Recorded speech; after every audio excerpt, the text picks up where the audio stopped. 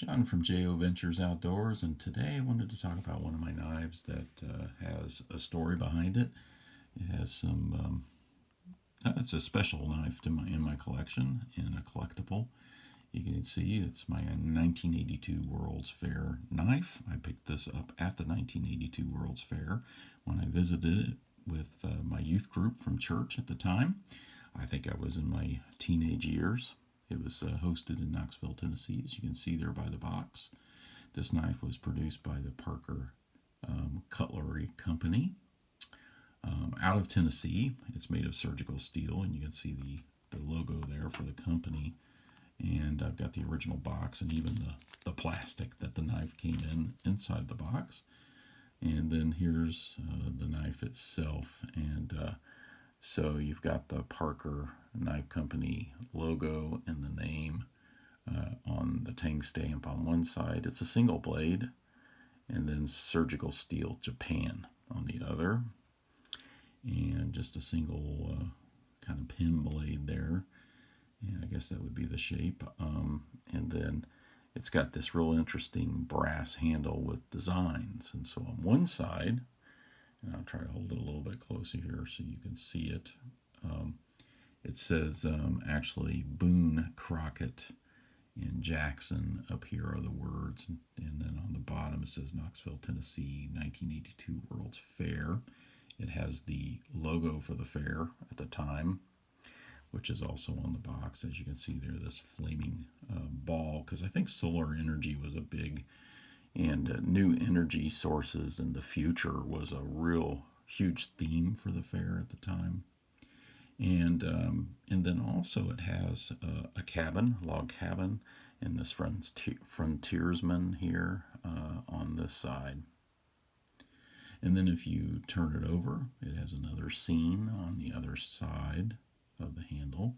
It's got the Space Shuttle Columbia and this kind of a sun with solar energy in the middle of it, and then a Native American over here on this side, and sitting by a campfire.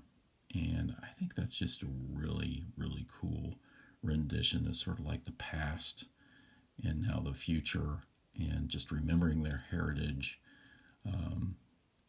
American heritage, and the important parts of that, and also looking towards the future with new energy sources and the space shuttle program at the time. And so it's just really a neat knife, and I wanted to share it with you. I don't really use it. I noticed in opening it, it needs some mineral oil, so I'm going to give it some love after this video and put a little mineral oil in the pivot. I don't think I'll clean the brass. I like it patinaed like this, but and I don't know if I've ever. Looks like it's got some scratches on it, so I may have used it or attempted to touch up the edge a little bit at one time, but I really don't use it much anymore. If I did use it, it was only a little bit, so probably when I first got it. But I just think this is a really cool knife in my collection, and I wanted to share this with you. And I looked up a little bit about the Parker Knife Company, and apparently the owner was James Franklin Parker, and he lived in Chattanooga, Tennessee, and passed away around 2004. And found some information on allaboutpocketknives.com.